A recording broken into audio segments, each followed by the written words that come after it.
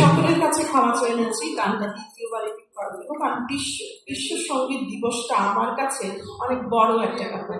প্রতিটা বছর অপেক্ষা করি আমার পুরো দলটাকে নিয়ে এখানে এসে পারফরমেন্স করবে, এবং সেই পারফরমেন্সের ফুটেজটা অবশ্যই আমার মধ্যে থাকবে। তো সকলকে ধন্যবাদ জানাচ্ছি যে আমার দ্বিতীয়বার গাওয়াতে কেউ বাধা দিল। অনেক অনেক ধন্যবাদ জানাচ্ছি।